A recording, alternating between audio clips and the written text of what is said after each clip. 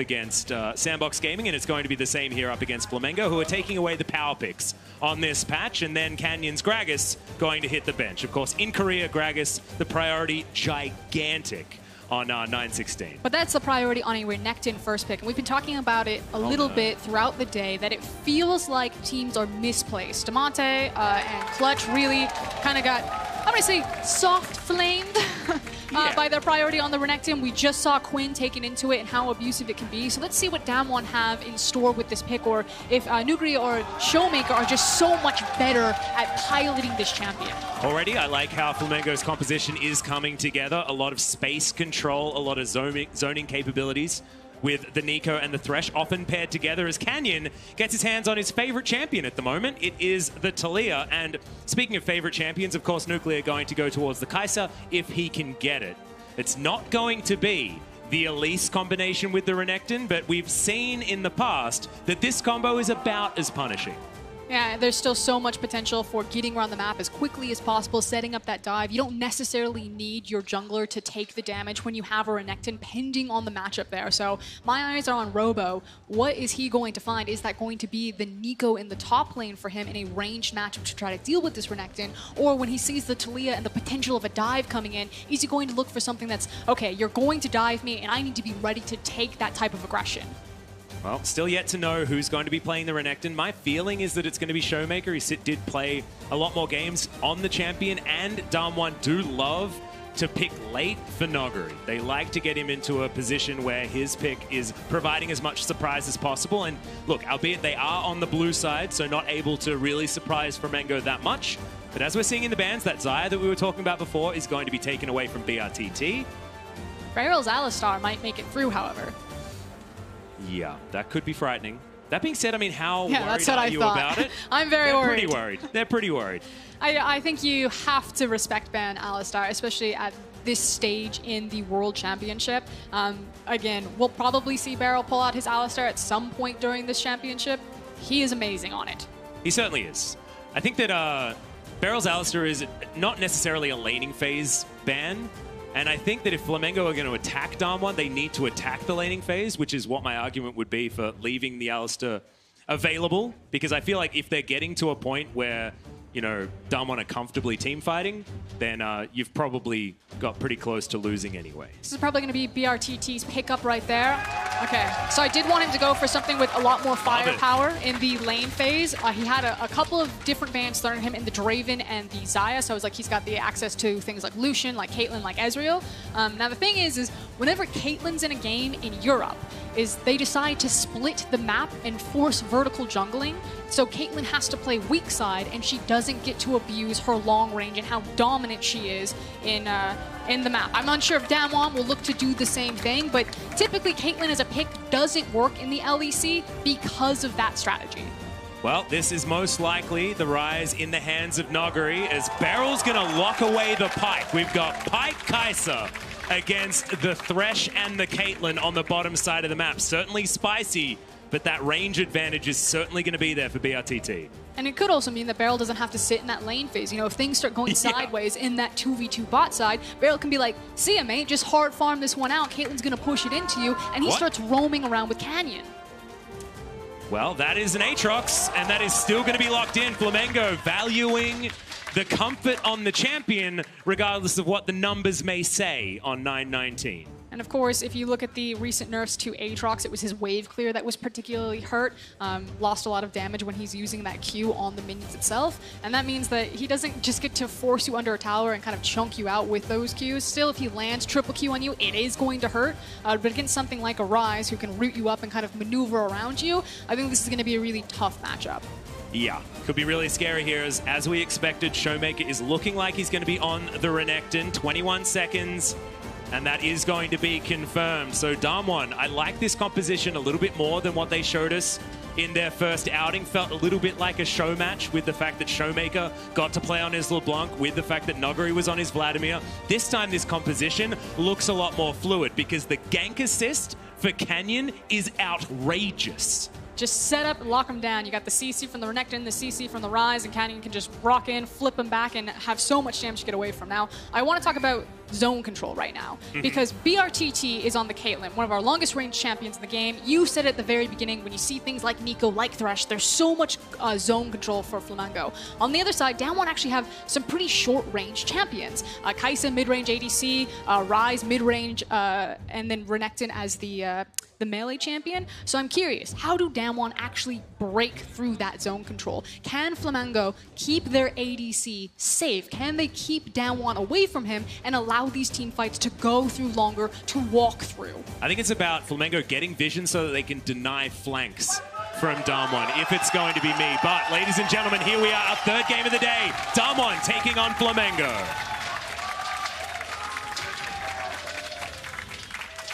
And they certainly have the sixth man of the crowd behind them. Damn right they do, and maybe they'll need it moving into this one as well. As we described Damwon's first game as feeling like they were on a European holiday, hopefully this is going to feel a little bit more serious as Damwon already piling in. I mean, if they want a vacation in France, they definitely need to tighten things up. Yep. Again, we talk about that blueprint that Royal Youth were able to run through at Damwon and really punish Nuclear and Beryl in particular. So we'll see. I talked about the split map that usually happens onto Caitlyn to force her to play weak side so she can't be really abusive. You do see an immediate invade and a lot of vision being placed around, figuring out where Shrimp is going to start on this Rek'Sai. So my eyes are on Canyon's pathing and what he's going to do with this information. Yeah. Expecting a red to Krug start, which is, of course, the fastest way to get towards that level 3. An understandable thing, as you can see, a potential interesting situation if you're looking at the vision, but it's not actually BRTT up there. There have been some lane swaps across the world, but we'll see. A delayed invade. And we may actually see the split map, but it's actually Damwon who are allowing the potential for Caitlyn to play strong side. Now, this can do two things. Yes, you can say that BRTT, if this actually is vertical jungling, because it could also be that Canyon rocks across mid lane and then just secures his own red, or level 2 ganks Robo in the top lane. Who's which lane, guys? As that is level 2 already, the flash, and that had to be respected. There was no way the Robo was going to survive if he had have been hit by that seismic shove. So already, Canyon, level 2, steals away a red buff and immediately basically wins lane for Showmaker, who's in the top lane. Yeah, but the sacrifice might be that Shrimp, you can see he is sprinting towards the other red buff. We'll see if Canyon lets it go, decides that, yep, he's just going to farm the top side. Okay. So the map is split now, where Damwon own the top side of it. So BRTT will be aggressive on this Caitlyn. You can see he's already zoned away Beryl and Nuclear. Now the thing is, though, is that Damwon don't play through the bot lane. If Nuclear and Beryl just have to kind of take the short end of the stick, then that's actually fine. Damwon can say, okay, you can have that free lane phase. That means that we get a free lane phase for guys like Showmaker on the top side in this Renekton matchup right now, which we believe that we can just snowball harder. Great hook is going to land there onto Beryl. They're going to commit for it as well. So much damage. The flip back onto Lucy, but Beryl is just going to play it safe. Doesn't even use the flash and eats the grey health. He's going to be okay. Up to 50% already. Which then puts emphasis that if Lucy and BRTT find opportunities like that, it has to count. They need to make sure that if this is the advantage, if this is the trade that Damwon is giving them, that they need to find advantages down here. So with this slow crash, I would actually love to see Shrimp either threaten for plates or even potentially threaten a dive if these slow crashes keep getting built up.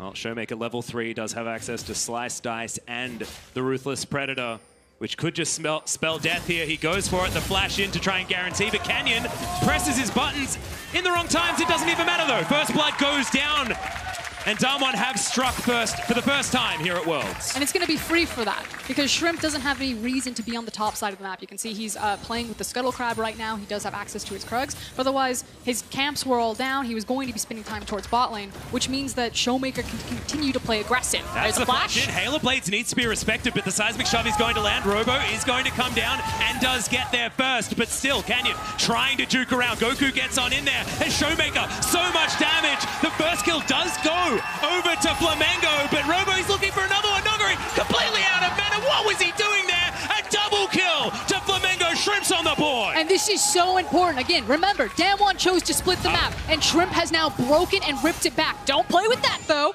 Yeah, Showmaker, a lot of damage, but didn't have flash, remember, so Shrimp tunnels away to safety. Again, so important, though. You now have 2 kills onto Shrimp. Maybe he can start fighting back with this Hail of Blades Rek'Sai to get more control around the top side of the map to say that, okay, BRTT, Lucy, you guys are fine. You got the strong side of the map. Damwon have misplayed this, and now we can get our foot back into taking control over the top side of the map. Well, you can see just outside of vision is Canyon, just looking to set up a tent on the top side. Robo not having a great time. They are ahead in gold, though. Those couple of kills certainly were good news. We're going to find the Ruthless Predator, though, as Canyon looking for it. Infernal Chains land, but it's going to be onto the Crocodile, and they don't even need the Seismic Shove until the very end. And another kill goes into the hands of the Talia. And it's just frustrating. You can see it in the CS. It's 25-7. Reminder that it's Showmaker on the Renekton that's in the top side, but basically is 4 times the CS that Aatrox has right now. And now it's going to start bleeding into experience, and that is only going to go from bad to worse. But here was kind of the glimpse of hope. You can see that Flamengo, they're here to party. They're here to play. Yeah. They are not going to go quietly into the night. And like you said, you called out the mistake. Nuguri doesn't have any mana. He really can't participate in this fight, so he's just a body walking around. Yeah. And that leads to the double for Shrimp. Yeah, and I really like the kills going on to Shrimp as well, because he can translate this advantage that he'll have around the map, and stopping Canyon from being able to go wherever he wants willy-nilly is really important. Unfortunately, may not necessarily be the case, given that Canyon does have a couple of kills himself. Not quite at the Runic Echoes just yet. Shrimp also still building towards his Warrior Enchant, as Noguri just playing as safely as he can. As Shrimp and Goku, this is frightening. We are going to get the flash forward. That's the Pop Blossom, and pop goes the Rise. All too easy for Flamengo as Showmaker, he wants it. It's a big call to me, because now he's focusing on the Rek'Sai. He'll get that kill, and now Goku has to run away. A 1-for-1 after the teleport. Still 1-for-1 in the TP, but that means that Robo finally gets a chance to breathe as well. So yeah, Showmaker is continuing to snowball, continuing to get stronger, but Robo's finally getting access to a CS wave.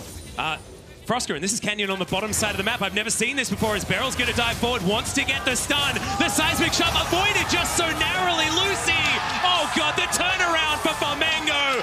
Outplayed by the Brazilian bottom lane. And so well done from Lucy. You called it, the sidestep right there, turns around, finds the death sentence into the tower aggro, and Flamengo across the board have come alive. They have a gold lead above Damwon. Anyone saw this like LCK, they're gonna speedrun. It's a big accomplishment, Alex. It was 100 gold, Frosker. Come on. That is not the stat that we wanted to focus on. The fact that they are answering this team that is so happy to go toe-to-toe in the early game is just beautiful from this Brazilian squad. And you'll have Damwon sweating at this stage, because they were confidence plays that were answered with the same level of confidence as Noguri. Caught in transition, the Hail of Blades, certainly a problem. Sidestepping though, and that's a Seismic Shove you didn't want to get caught in. Beryl doesn't get the stun, but the fling back's there, and the double kill comes down for Canyon. And just like that, as we're celebrating, we're so happy to see you gotta take the moments though, Frosker, okay? Really hit back. Damwon Gaming suddenly find alive. They silence the arena. The gold lead has now swung wildly back into their favor, and Beryl was like, bot lane is not going well. I am heading mid.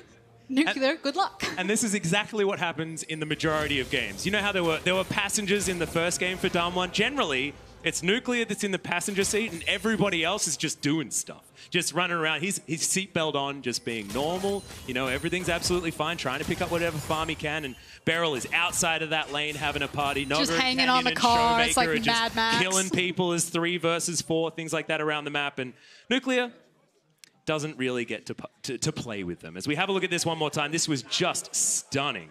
Yeah, we from can BRTT and Lucy. Relive the Flamengo heydays for that small moment that we had it with Lucy's outplay. BRTT's response, yeah, that's right. That's a man who knows how to work a crowd. Damn right it is. But let's see if he can continue to do it, as this is the same play.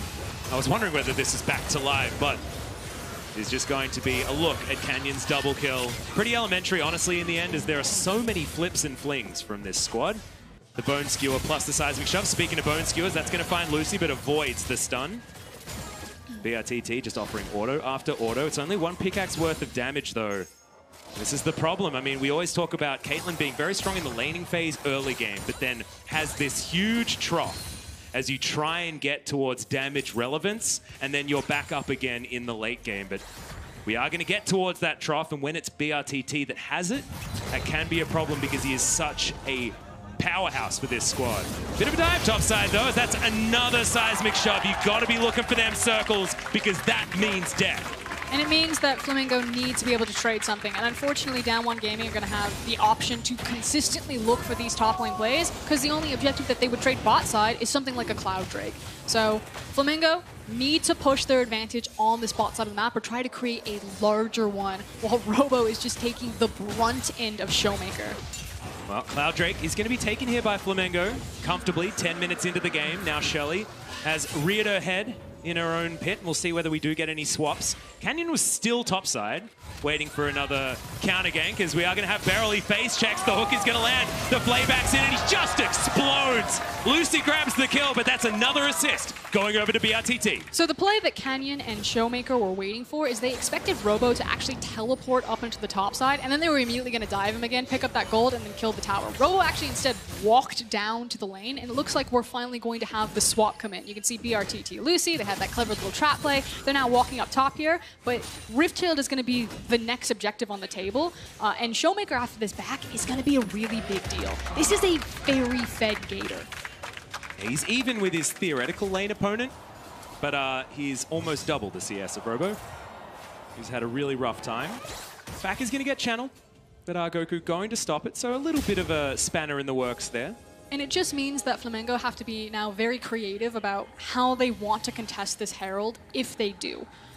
Because Showmaker will make his back, he's going to be very strong. Spear of Shojin now comes back in, and as long as he's there, like, Robo doesn't count as a person right now. He's got a Kindle Gem and some brown bags on his feet. He's got the soldier build plus an orb. Yeah, he needs time to scale up. So this should actually be, if it's just clinical setup, a free objective for Damwon, and then there's just really nothing on the map that Flamengo can trade for it. So at this point, Flamengo want to either figure out how they can break this either through a pick or try to stall it out. Otherwise, Damwon are like, let's get this Rift Herald, let's continue to snowball on this Renekton, and as long as he's there, we are so much stronger. Yep, Noguri with his teleport available. Showmaker's about to come back up, but that means Noguri is going to have bottom lane duty up against Robo there. So finally, we see top laners actually meet after our weird lane swap that we had earlier on. And it's 2.5k the lead. You can see the kill score is very even, but that first turret blood going down and all of the plates that Damwon have been able to take and the lack thereof on the side of Flamengo is really ballooning this one a little bit out of control. Still not out of the woods just yet on Flamengo's side, and they will have opportunities as this game goes on because, like we were talking about before, the way they play their composition, the way this composition is supposed to work, there are ways that they can attack the low range of Damwon like you illustrated earlier on. Yeah, but that means that BRTT again needs to be ahead of the clock, and if you look at the total gold, he is very far down in terms of what the itemization has. You talked about the fact that he didn't get any plates in return, so this still feels like a very heavy win for Damwon Gaming as far as this early game is concerned. And has rushed the Spear of Sojourn as well. We've seen a lot of Black Cleavers, we've seen some tank Renekton's, but this is Showmaker wanting to be able to be a Showmaker in some of these team fights in this mid game. And Spear Sojourn's just so strong because you talk about team fight and the fact that it gives Renekton really strong team fighting, but also just makes him a great duelist as well.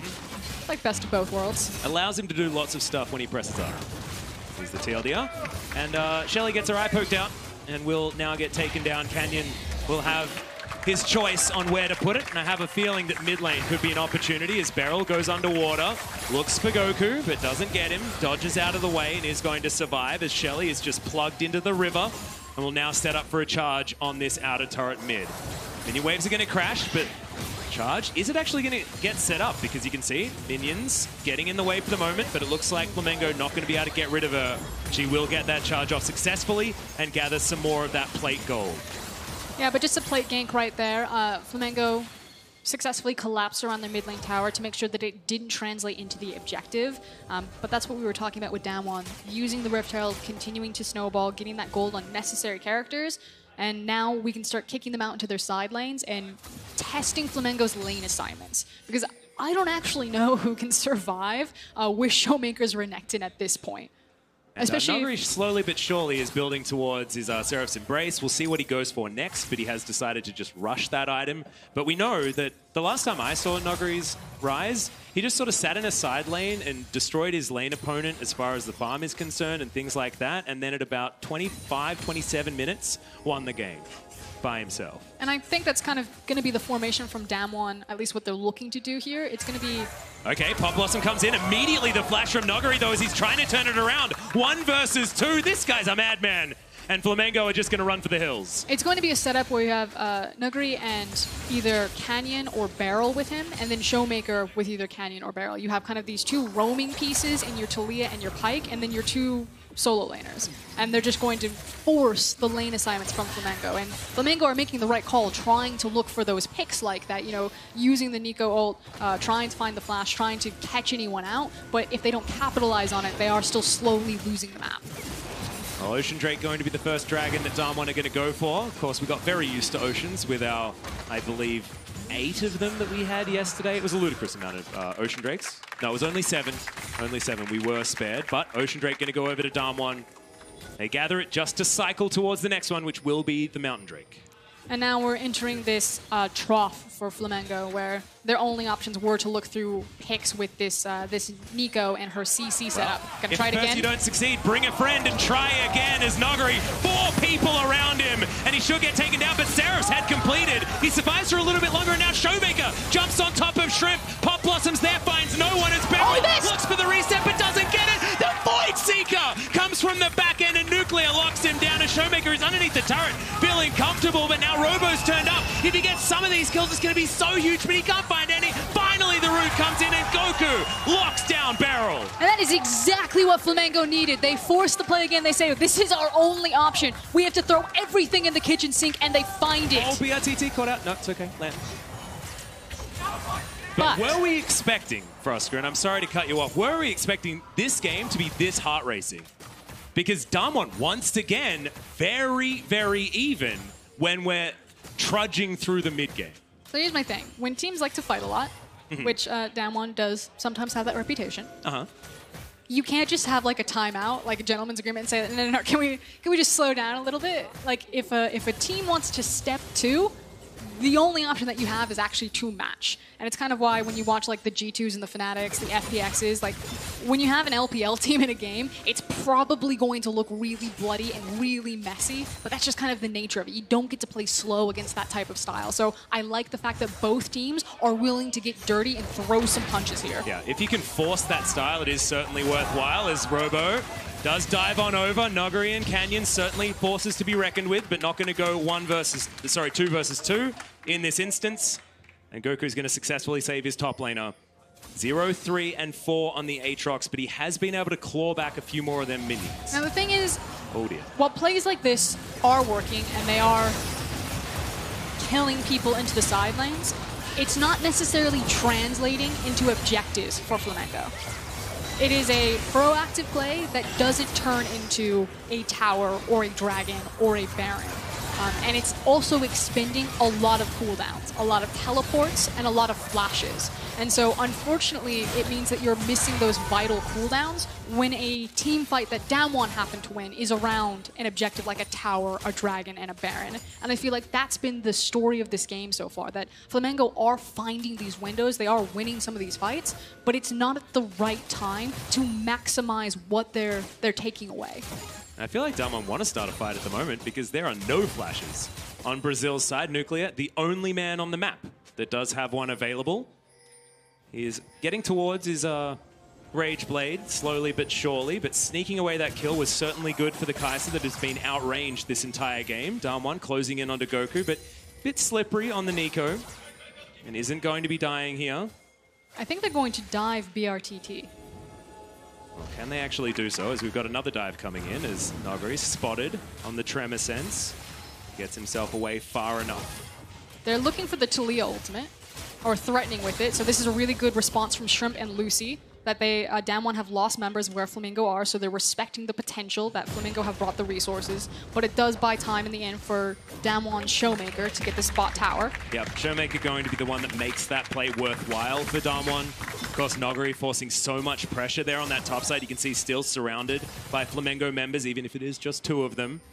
But it is going to be just that transition through the jungle, but it is a focus on the top side. Canyon just moves to the bottom lane. They're going to destroy an inner turret and possibly threaten inhib at this point in time, because there's a lot of damage here available. And this is the formation that Damwon are going to continue to throw out. Again, it's pairing up either the support or the jungler with this Renekton somewhere, or with the Rise and attacking the side lanes. So Flamengo are trying to find places that they can hole punch into Damwon Gaming's side lane setup. So again, they need these team fights, but it needs to mean more. They can't just find these scrappy fights, kill a couple of people while their map and their gold and their minions are being eaten up, and Damwon are again continuing to create a larger and larger gold lead. And it feels like a bit of a gentleman's agreement between these 2 teams. You can see topside vision all completely owned by Flamengo. They've got red wards, even littering the blue side jungle of Damwon Gaming themselves, but that whole top side is well known to them. Bottom side of the map, however, is all about Damwon Gaming.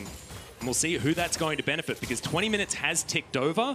My money is on Flamengo working out as 1 second, and now a Mountain Drake is on the map. The first one that feels good for either of these teams. 2.6k, something like that, is not a gold lead that you can really hang your hat on, as Beryl going to be base checking, gets snared up immediately, but that's a great bone skewer as Shrimp goes gold and wants to take the Lenten, but can't. Great timing on the shove there, as Lucy going to be taken down so damn low, and Nuclear dives into the back line. Blast Cone is god tier, and I don't think it's enough, as just the edge of the Culvermeek there from Showmaker locks down the kill. Good sidestep, but the root's in, and BRTT is going to be taken down. Pop Blossom under 3 members. It's a big one, but the death from below is going to be in, and Showmaker locks down the Nico as well. The flash from Noguri is so beautiful as he navigates the fight. And now they move back to the Mountain Drake. Just so well executed from Damwon right there. They are so powerful. Even Nuclear, who really struggled in that lane phase. Look at BRTT's itemization comparatively to that Kai'Sa. Kai'Sa, normally a 2-item power spike champion. The rapid fire wasn't completed in the last fight. BRTT completed it upon death. And that's the reality of Flamengo. They could fight in that window, but it was such a vital dragon of the Mountain Drake. So they attempted to do so anyway. And this is the right play. Look for a pick, because that's the only way you can win the team fight at this point in the game due to the item power spikes. But they didn't find the pick, and then Damwon just cut, divide, herded them around and directly into a meat grinder. Just really beautifully executed on multiple fronts. Yeah, and watching Canyon here as well is just stunning. The seismic shove timing initially was beautiful. This one made sure BRTT was out of the way. Noguri gets himself the root down very comfortably. And Goku, despite the fact that this was very well timed on the Pop Blossom, it was too little too late at that stage of the game. And yeah, Noguri's out of there. Still closer than Damwon would have wanted, but at this stage, they've now extended it to a 6,000 gold lead. And I mean, I don't want to make old references, things like that, but if you look back at old worlds when teams are trying to take on the Titans like SKT in their heyday, it was this feeling of, yes, we're making plays, we're trying to get stuff, but it just never feels like enough. And that's what it's starting to feel like here this game, despite the early game that worked well. And now Showmaker, remember, he can stun so many times, but after the Dominus, wasn't able to close the distance to get another Ruthless Predator. And Robo survives with his splash up. But I think point made for Robo and Showmaker right there. That is going to continue to be how Damwon split up the map and pull Flamengo around. We are basically waiting on BRTT. That's the next big moment where Flamengo fans can start to feel more confident in their team again. And it's going to take a while. I mean, I feel like Caitlyn is either a 3 or 4 item carry. You really do need to invest to try and get her there. Unfortunately, I think because Renekton is so far ahead right now and he's able to get some of his defensive-ish itemization out, that it's actually going to be a 4-item Caitlyn because she's going to need access to more DPS than just the 3-item.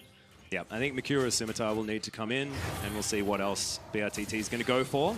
I will say at this point in the game, Caitlyn doesn't necessarily have to be that big team fighting threat. With the rapid fire cannon and then just headshot, she can actually be used as a poke champion, like what she just did to Nuclear right there. But then that means that our eyes are on Shrimp and Goku. as kind of the follow-up. So BRTT right now is literally just a poke machine. You need Shrimp and Goku to follow up on that poke damage. Well, there's ults traded here between Showmaker and Robo, but I like it. Just gets the heck out of there as soon as he sees the ultimate button, because it does a whole lot more with that Spear of Sojin online. Speaking of items that are online, Noguri does have his Spellbinder. He needs to be really careful. Showmaker. He's hungry for some Caitlyn. Not going to get him as Lucy tagged by the Void Seeker. I think they're in trouble. Yep, Canyon, he can set up a wall if he wants to. He's holding on to the button for the moment. It was looking really dangerous there for Flamengo, but they do survive the storm. 2 minutes, and we've got a Cloud Drake on the board, and the Baron is still not really being looked at by either side. No wards inside the pit, but you can see Damwon with a lot of control wards around it. Noguri very comfortably just farming minion wave after minion wave. Just going to soon be that Rise threat that we know he can be. So I felt that they were waiting for specific itemization to come in. So Showmaker has just now completed his 3rd item. And so normally when you see a team, especially one as practiced as Damwon in their Baron setup, not turn towards the Baron, it feels like they're almost extending the farming portion of the game and saying, okay, as soon as I get this item, like I'm close to it, we might as well wait for it before they start setting up the fight. So I think that's what is about to happen. We now have the backs in from Damwon from all of this farming that they've been doing. You have Showmaker, who is setting up the bot lane wave, has access to his TP, and it's going to be the setup for the Baron in the next 30 seconds to probably a minute and a half. And Flamengo recognized this. They're like, okay, you know, we can no longer deal with this side lane threat. We need to quickly get in here, place as much vision as possible, and then again, stall out this potential Baron. Well, that's a great block there on the Bone Skewer with the Shape Shifter coming out from Goku. But you can see Renekton has pushed that minion wave all the way towards the inhibitor turret. Now Lucy tagged once again. There's a fair bit of damage actually coming out of Nuclear as Showmaker's behind them. Charges forward. Yep, seismic shove once again, flashed by BRTT, but how is he supposed to save himself as the wall comes down? He's just going to walk behind his team. He will survive for the moment. Showmaker closing in on the back line, but not close enough. Very, very rough. But it is a Flamengo team that were able to avoid the engage. I'm going to say that I think Canyon's ultimate actually close Showmaker around from the flank, but they immediately used the Rise ultimate. They're now on the Baron. That is a Mountain Drake. Yep, Realm Warp towards the Baron pit. We'll see whether they got enough damage, and they certainly do. The Baron is dead in about 4 seconds. And Lucy now flashing to try and get a play, but misses the hook. It's a fight on a couple of fronts as Noguri's trying to get out of the way as the Seraph Shield is gigantic. The rest of the fight is going well, though, as the Rek'Sai does eventually take down the Rise. But now the resets. The Pop Blossom comes forward, but it's under a Golden Canyon as Robo's down to about half. Shrimp is out of this fight, but Goku's landing the snares. Can he get it again? No, he can't. He's diced up by the Crocodile as Canyon out of mana, just driving by Nuclear. Grabs that kill off the back end, and it's an ace out of nowhere for Damwon, but it looked so close at the beginning to being good for Flamengo. Except when you put your eyes down on Showmaker, who just watched through this replay, this man is like 1v3 at some points, 1v2 for majority of it, but just no one can stop him. Look at the damage that he's doing. Robo and Shrimp are just playing with this giant gator while his carries are being obliterated. That was the problem, and it felt like there was a bit of tunneling onto Noguri there, which allowed Showmaker to get so much free damage unanswered. And I can't even blame Flamengo for that, because you look at Noguri's name, you're like, I want to get him out of the team fight before he does so much DPS like you can do on the Rise. And unfortunately, despite the game plan being understandable, it didn't work out, because like you say, when you've just got the backlines fighting each other, just wasn't good enough. Speaking of not good enough, this is what happens. The damage trough that BRTT is in right now, that low damage number is purely based on the champion that he is at this stage of the game. It was felt like a handshake from Damwon to split the map. Looked good for Flamengo when, you know, Shrimp picked up those 2 kills, but otherwise it has just been all downhill for Showmaker versus Robo in that top lane. And because, again, Renekton is so far ahead of the clock, BRTT doesn't need 3 items, he needs 4 items before he can even do any damage to Showmaker. And unfortunately, Flamengo just don't have the damage to deal with Damwon's threats right now. Yeah, and we talk about the Caitlyn and trying to get online at 4 items and things like that, but if the game is accelerated out of your control, you look at Damwon and they've got Rise. Massive late game damage, and Nuclear is the AP Kai'Sa already has those first 3 items that you need in the Nash's Tooth, the Rage Blade, and the completed Muramana. Now with a pretty cool stick on top of it as well in the needlessly large rod, just boosting up that Void Seeker damage. You can see Lucy taking a lot of poke from this particular Kai'Sa as they've split the map. You've got a Crocodile top lane, you've got a Kai'Sa mid lane, and the rest of them are hanging around the bottom side. Robo caught behind the wall, wants to Umbral dash in, but not going to be able to. Has to take a Lantern in order to get out Showmaker. In the meantime, 1v1 against Goku, but is he going to be able to get held down? That's what this comp could theoretically do. The Color Meek is gigantic. The rest of the team coming on over. It's a 1-for-1 so far, as the death from below did register. Lots of money as Noguri picks up yet another kill. But the towers are crumbling, and it's too little too late from Flamengo. There's one inhib, looks to be followed by two more. Damwon could look for the end here. Yeah, Lucy just dies as an afterthought. As Robo now snared up Noguri underneath turrets. He loves it here. That seems like his natural habitat. Getting towards the fountain, the pullback beautiful by Beryl, but Robo does have some of the damage still available. Gets one of them. It's just not enough. Flamengo on their fountain. Nuclear now playing gatekeeper as Nexus turrets are getting destroyed. There are 4 billion minions as they're on the fountain. Robo is taken down as the minions are tanking up the damn fountain laser. As now Goku's going to fall. Nuclear's going to use his flash because he may as well. And finally, the Nexus gets its due. Damwon 2-0 on their first day.